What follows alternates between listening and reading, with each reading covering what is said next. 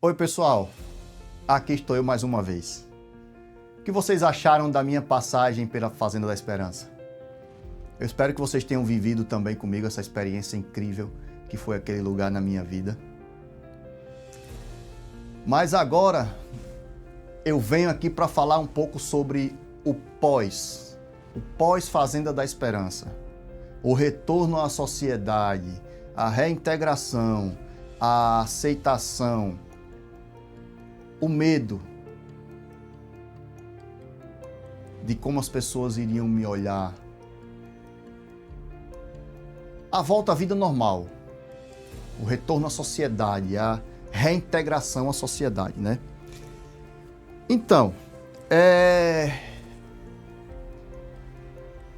quando eu saí da Fazenda da Esperança, cheguei na casa da minha mãe tinha, esse tempo, ela tinha saído do lugar onde a gente morou por praticamente 20 anos, porque ela achava que aquele lugar ali me remetia a um passado que ela não queria. Então minha mãe decidiu alugar uma casa maior, longe daquele lugar que eu tinha vivido experiências negativas, e para que eu pudesse morar lá com ela, com meu filho, que era novinho, tinha menos de 1 ano, e começar de novo, ter uma nova oportunidade, começar do zero.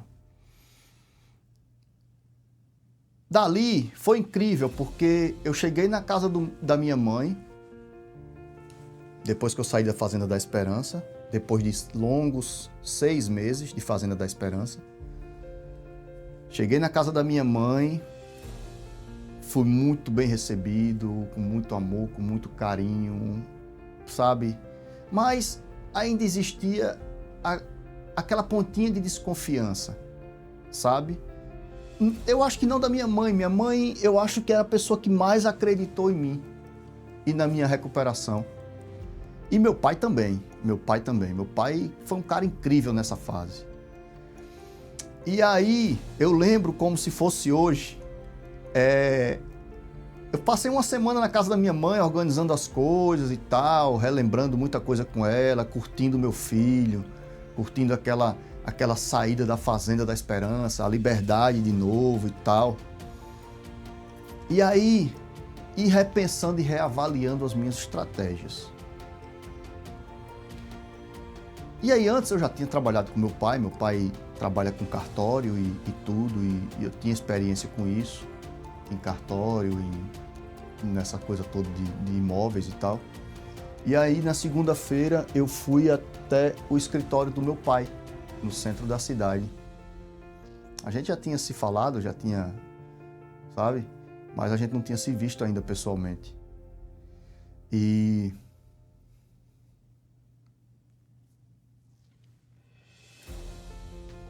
eu não sei se eu já falei isso para ele, mas eu sou muito grato a ele porque ele não tem ideia, talvez,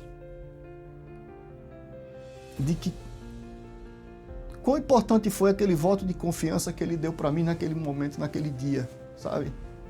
Que eu estava ali como filho dele, mas eu também estava ali como homem, como alguém que precisava recomeçar, que tinha um filho para criar. E quando eu cheguei lá no escritório dele, que as pessoas que me conheciam, que trabalhavam lá, que vieram, me abraçaram, todo mundo me receberam muito amor, todo mundo me amava muito, gostava muito de mim, e todo mundo estava ali. Todas essas são as pessoas que estavam torcendo por mim. Quando me viram entrar ali, sabe, parecia que eu tinha voltado para casa de verdade quando eu cheguei naquele lugar. E eu lembro que meu pai falou assim, eu sentei numa cadeira, frente à mesa dele, e aí ele falou assim, e aí, cara? Desse jeito, olhou pra mim e disse, e aí, cara? O que você quer fazer agora? Eu falei assim pra ele, pai, eu quero sustentar meu filho.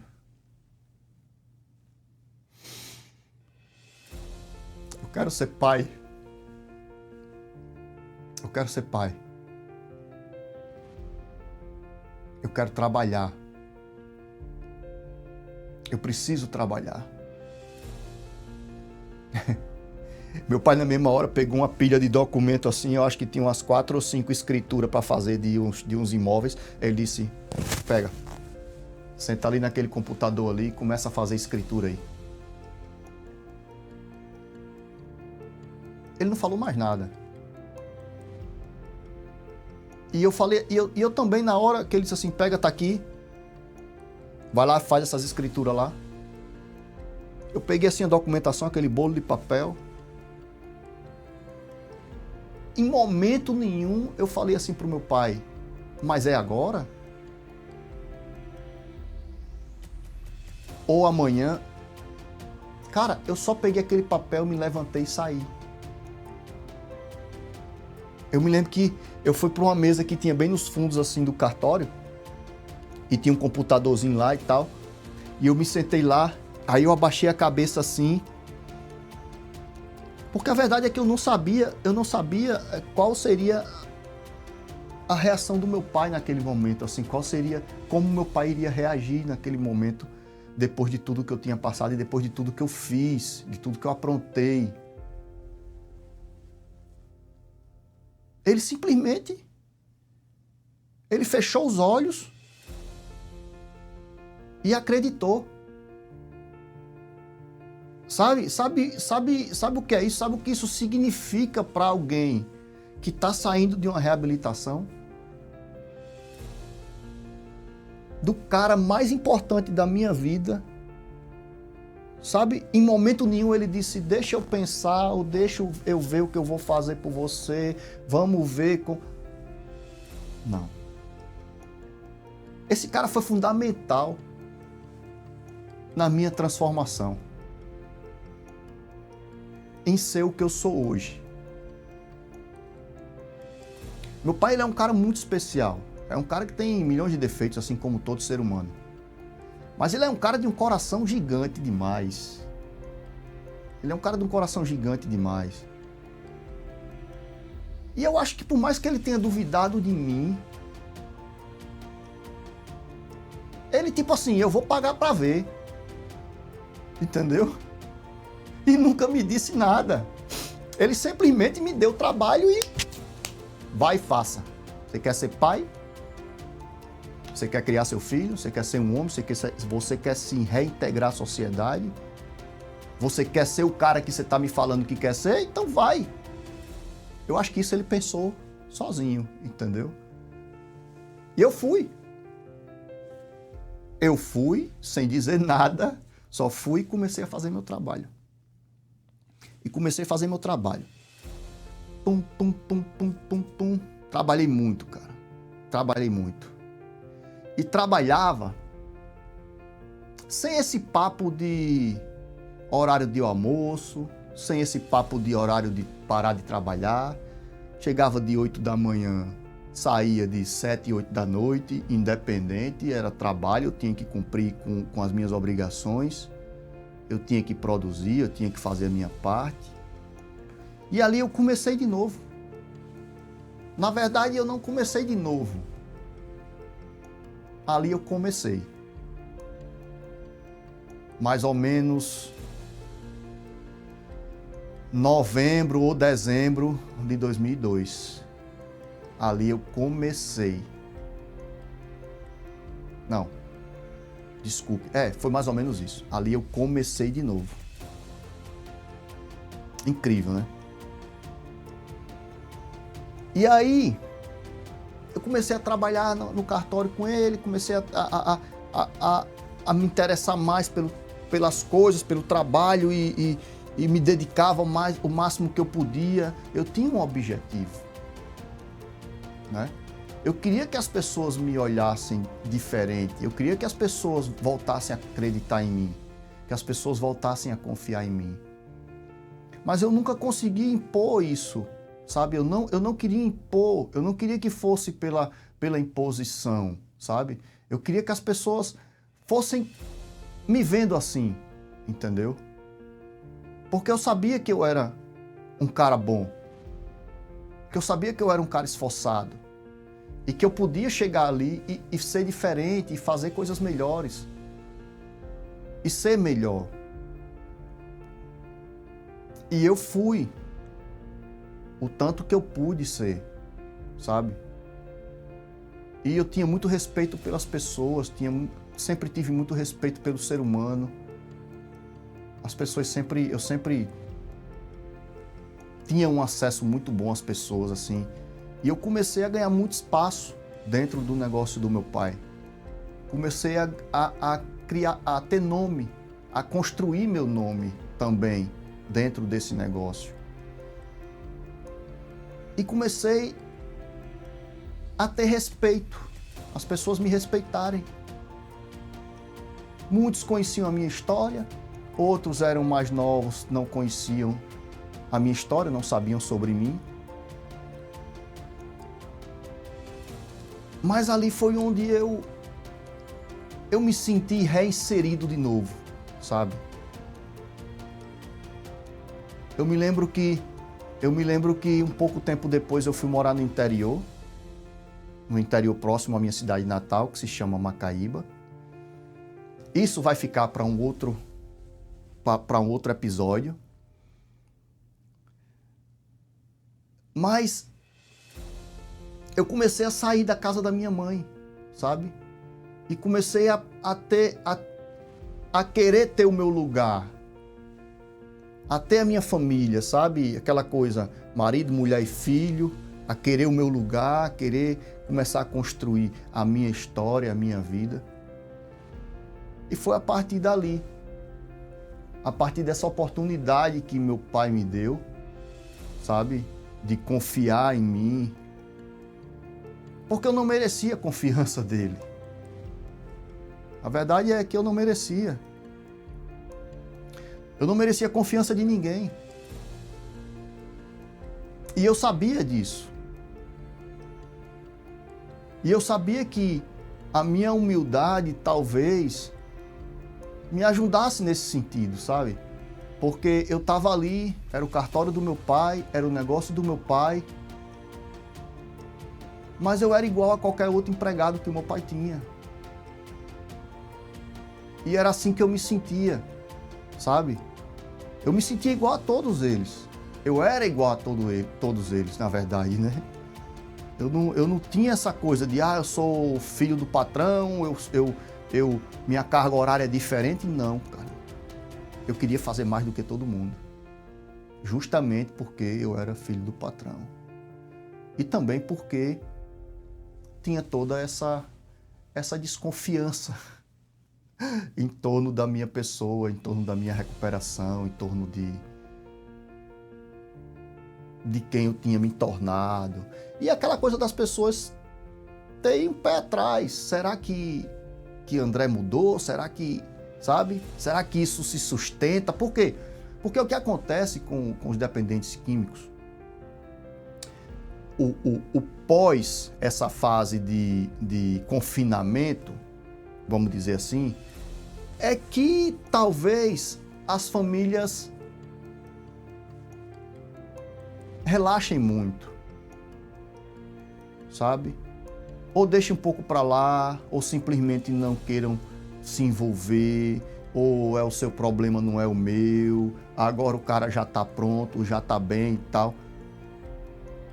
Mas não, cara, minha mãe, ela nunca deixou de rezar e orar por mim.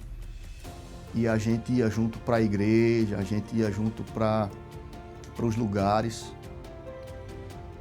E eu acho que o amor que eu tinha dessas pessoas, da minha mãe, do meu pai, da minha avó, meu avô, meus irmãos, foi muito importante, sabe? Porque eles, por mais que eles não tivessem total confiança, eles acreditaram, sabe? Eles acreditaram porque André nunca foi um cara bom em esconder nada. André nunca foi um cara bom em ter duas máscaras. André sempre foi visto como cara sem filtro, que falava tudo o que pensava, que se ache bom ou ruim, esse é quem eu sou, sabe?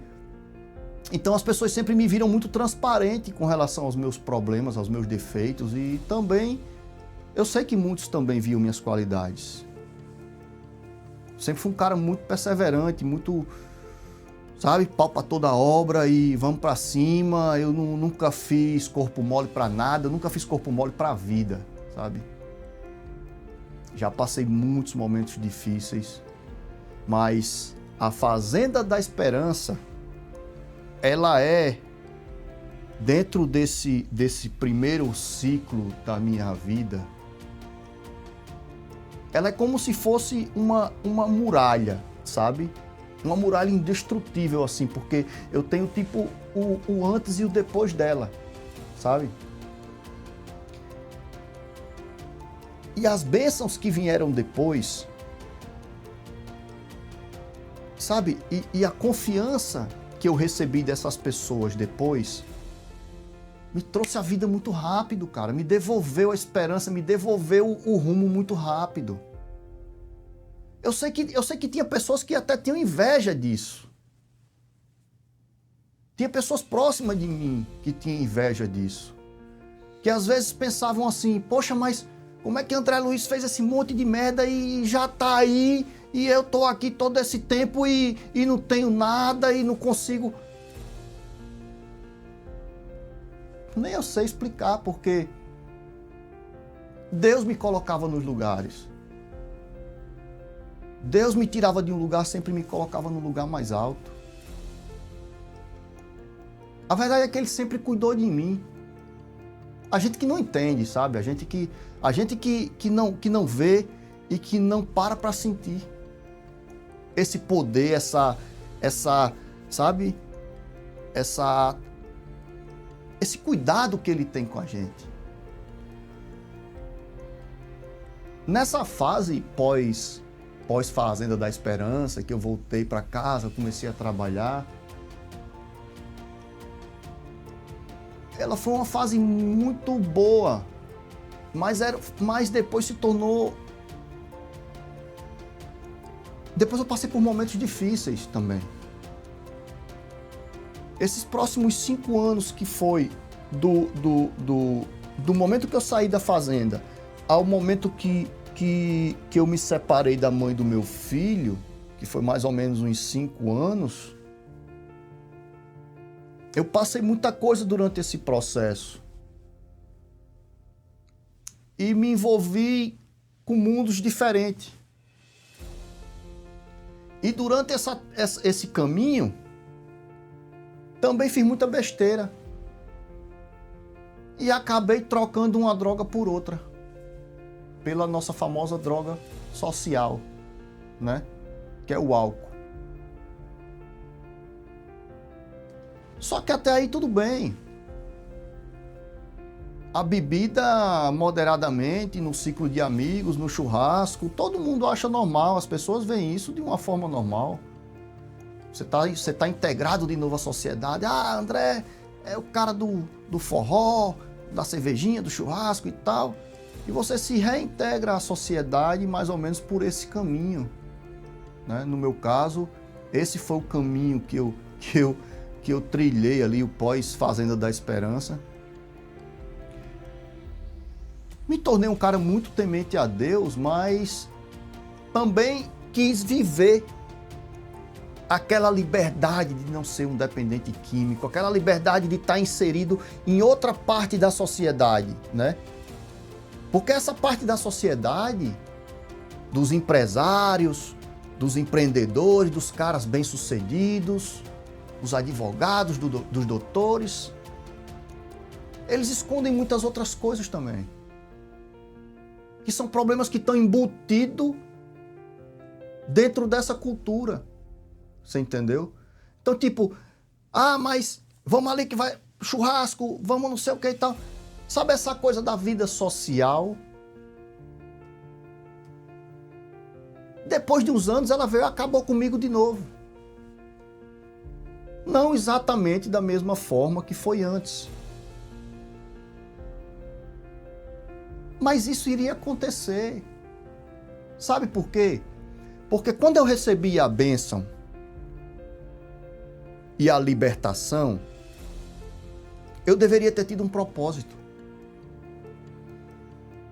E eu deveria ter praticado esse propósito. Só que eu pratiquei um tempo e depois eu me desviei. Eu saí do caminho. E aí fui para um caminho de farra, de bebedeira, sabe? Profissionalmente eu estava bem, muito bem, ganhava bem, sabe? Tinha meu carrinho, tinha minha vida normal, mas fui para um caminho que não deveria ser o meu pós, né? O meu pós-Fazenda da Esperança. Eu deveria ter cuidado melhor do meu casamento. Eu deveria ter cuidado melhor do meu filho. Eu deveria ter cuidado melhor de mim. Mas eu não fiz. Eu me deslumbrei com o mundo que eu estava entrando, que eu não conhecia antes. E aí veio aquela coisa de novo de uma autoafirmação, de uma autoafirmação, de querer se firmar em algum lugar, de querer pertencer a um grupo, de querer pertencer a um lugar, de querer pertencer a um segmento da sociedade, de querer estar inserido. Isso pode até fazer bem para algumas pessoas. Mas para um ex-dependente químico, essa coisa de você sair de um ambiente promíscuo e entrar em outro ambiente de promiscuidade também, lógico que de diferentes modos e forma de ver, não é bom. Não é bom você sair simplesmente da maconha e trocar pela cachaça, pelo álcool. Não, porque eu não fumo maconha. Hoje eu sou só cachaceiro. Por quê? As pessoas acham que a sociedade te olha de uma forma diferente. Aliás, ela nem lhe vê. Se passa um cara mal arrumado, com um jeito estranho, se balançando, pisando lento, acaba de lá vai o maconheiro. Mas se tem um cara lá, bem vestido, de pose, sentadinho na mesa de bar, tomando sua cervejinha, comendo seu churrasco, com a namoradinha de lado, ninguém passa e vai dizer, ó o cachaceiro. A sociedade olha para esse cara e a maioria dos jovens que não tem rumo e diz assim, poxa, eu queria ser igual a esse cara quando eu crescer, ó. Ou o cara tá ali com o carrinho dele, com a namorada dele, tomando a cervejinha dele.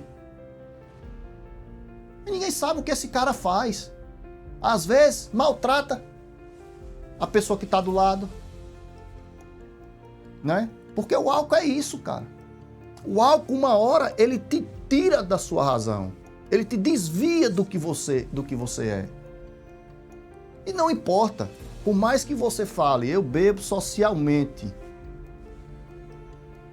Eu não conheço ninguém que bebeu socialmente a vida toda. Então, uma hora o cara faz uma merda. E tem gente que faz uma merda nesse primeiro momento e que pode ferrar com a vida dele para todo sempre. E às vezes nem tem volta. Às vezes nem tem recuperação. Então, o meu pós-Fazenda da Esperança, ele foi bom porque eu cresci como pessoa dentro de um negócio, como profissional, mas foi a minha decadência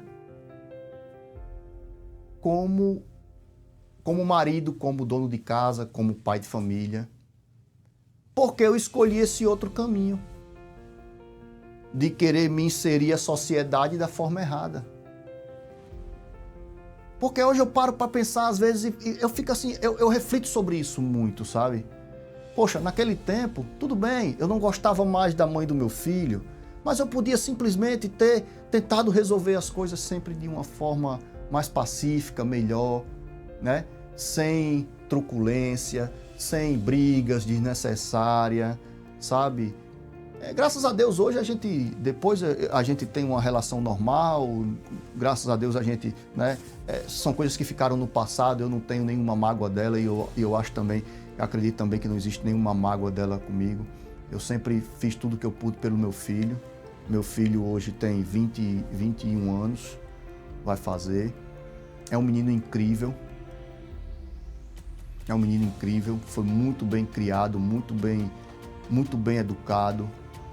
Graças a Deus, até hoje, eu nunca deixei faltar nada para o meu filho. Isso foi uma obrigação que eu tive desde sempre. O dia que eu comecei a trabalhar, o dia que meu filho, eu nunca fiquei devendo uma pensão do meu filho. Meu filho, eu nem falo que é pensão, eu nem chamo esse nome de pensão, porque era uma obrigação minha com ele e nunca foi uma pensão que eu dei a ele. O que eu dei a ele foi a única coisa que eu fiz pelo meu filho, eu dei a oportunidade dele viver, eu ajudei ele a crescer, eu dei o sustento para que ele se tornasse o que ele é hoje. Eu consegui educá-lo de longe muitas vezes, a maioria das vezes, mas por mais que eu esteja longe, hoje eu me sinto um pai presente. Porque naquele período que até os 5 anos de idade dele, eu estava do lado, mas eu não estava presente. Porque a verdade é que de um lado eu tinha meu pai que acreditava em mim, que me deu total confiança. Eu tinha minha mãe que tinha um amor incondicional por mim e cuidava de mim, e rezava por mim com a força total que ela tinha. Mas de outro lado eu fui destruindo a relação que eu tinha com a mãe do Mateus, por causa dessa questão, dessa coisa de você querer estar inserido numa sociedade, de você querer, sabe? E aí eu fui me envolvendo muito com bebida, com álcool e tudo. E isso, a verdade é que isso acabou, né, com essa relação que eu tive com ela, me distanciou do meu filho, da minha casa, de quem eu era, né? O álcool ele tem esse poder e nós que somos adictos, que somos ex-dependentes químicos, é um trabalho de muita maturidade, você tem que, sabe, para você chegar a um ponto de você poder encaixar uma bebida alcoólica dentro de alguma fase da sua vida, ou no encontro com os amigos, ou em uma reunião de negócios, você já tem que ter atingido um grau de maturidade muito grande. Muito grande, não é pouco não. Porque o dependente químico, ele tem o pezinho lá. Então, se você não trabalhar essa manutenção, né, da sua vida e levar uma vida normal, cara, você já teve lá. Então, é um deslize, é um escorrego e você pode voltar, sabe? Então, é uma vida que, graças a Deus, eu tô limpo há, sei lá, 16 anos, né? Limpo, completamente limpo, eu tô há 16 anos. 16 anos? Sei lá, talvez pouco mais, 18 anos. A conta não tá batendo, que faz muito tempo. Mas eu sou um cara muito cuidadoso. Eu não ando nos lugares que eu andava. Eu não ando com as pessoas que eu andava. Eu não frequento os mesmos lugares que eu frequentava. Sabe, quando a gente muda, a gente muda. Quando você decide mudar, você tem que mudar. Infelizmente, eu falo muito isso. Quem é alcoólatra nunca pode ter um bar. certo? Assim como um dependente químico nunca pode estar num ambiente de droga e dizendo, não, eu não quero, não, pode curtir sua onda aí, eu tô de boa. Não, tudo bem, meus amigos fumam, eu não fumo, mas eu fico lá.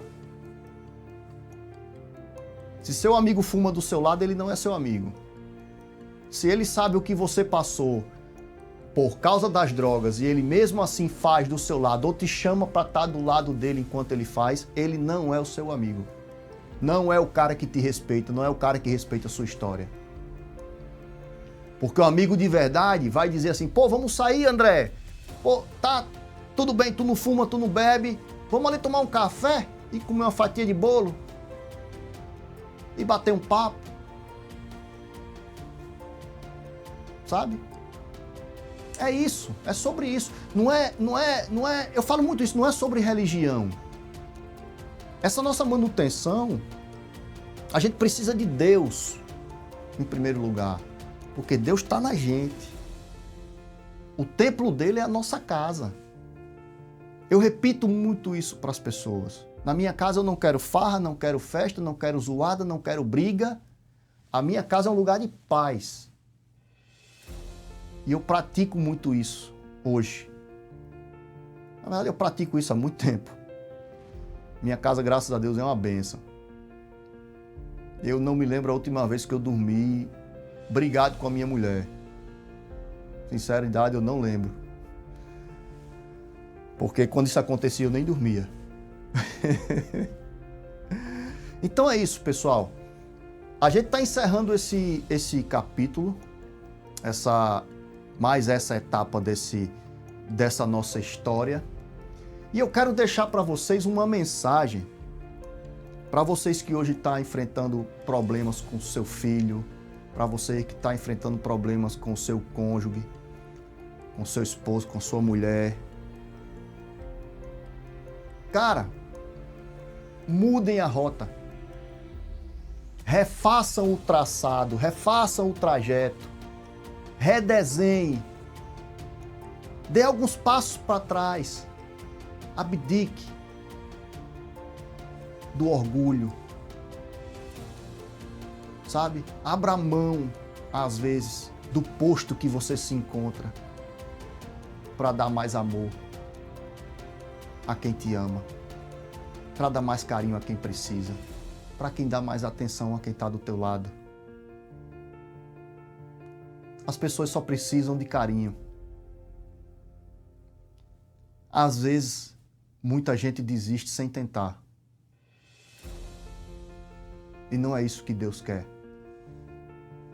Ele não nos fez assim, fraco.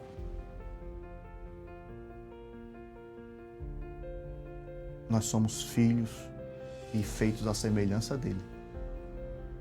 E é sobre isso que a gente fala aqui. Por mais que você esteja aqui, nada te impede de chegar lá no alto. Até a próxima. Tchau.